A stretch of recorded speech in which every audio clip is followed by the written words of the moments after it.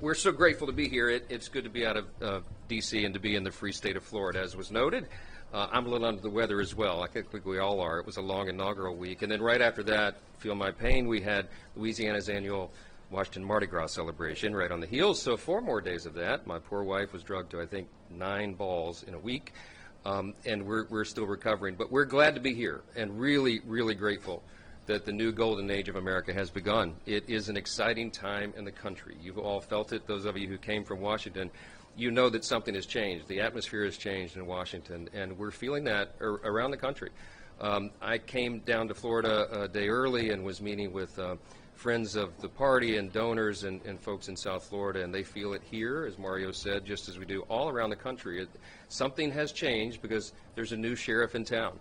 And we're excited because we have unified government. We have President Trump back in the White House.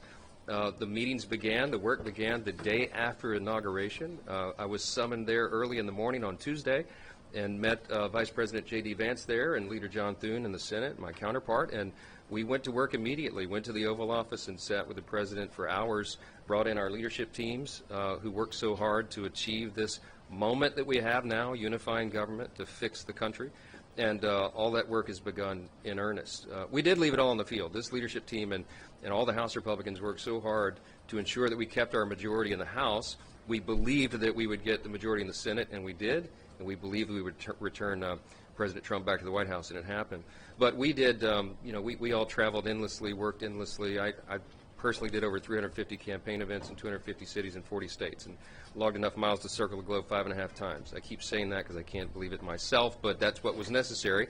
And we got the job done. And so now we have to deliver on this agenda. Everything has changed. You've seen that the President has accomplished more in his first week in office than Joe Biden did for the American people in 4 years. And everyone's talking about it. The Democratic Party is in disarray. They have no obvious leader. They have no obvious vision or agenda. Their platform has to be rewritten whole cloth, and they don't exactly know how they're going to wander in this wilderness for the next couple of years. It's not just going to be a couple of years, though. It's going to be 4 years at least, and then more, because we are going to grow the House majority in 2026.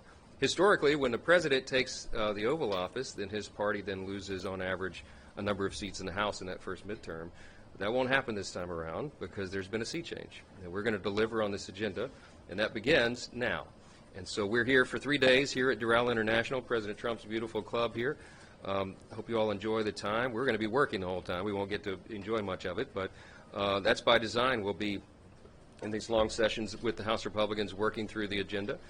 You all heard me talk about the proverbial playbook that we developed over the last year leading up to this moment that we knew would happen.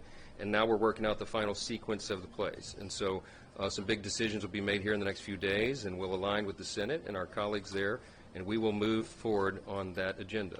The reconciliation process, the appropriations that we have to wrap up, and the other issues that are upon us. So all the Republicans are rolling their sleeves up. There is a lot of work being done. There has been a lot of work done behind the scenes up to lead us to this point, and we are really excited to deliver to the American people, and we will.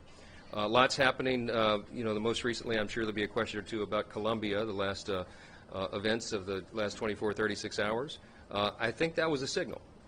When the President engaged with the President of Colombia about the situation there, Colombia did an about-face, and they decided they would indeed cooperate and take back their citizens who came here illegally.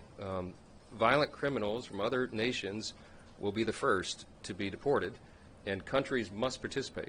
And as soon as Colombia pushed back against the White House, I went immediately to social media. I was here in Florida meeting with donors and party officials, and stepped out of that meeting and said, the Congress will back up the White House, and we will move as necessary on any country. This was a message to Colombia and anyone else. You have to participate. You have to take back the illegals who came here that come from your country. And if not, then we will act and we will engage with sanctions or any other measures that are appropriate to back up the President's agenda. That's what the American people demand and deserve. We are going to secure that border. We have. We are going to make America safe and secure again, and the Congress will have no daylight between us and the White House on that issue. So every nation around the world needs to hear us loud and clearly. This is not a game. We're going to take care of the American people, and that America First agenda begins there. So.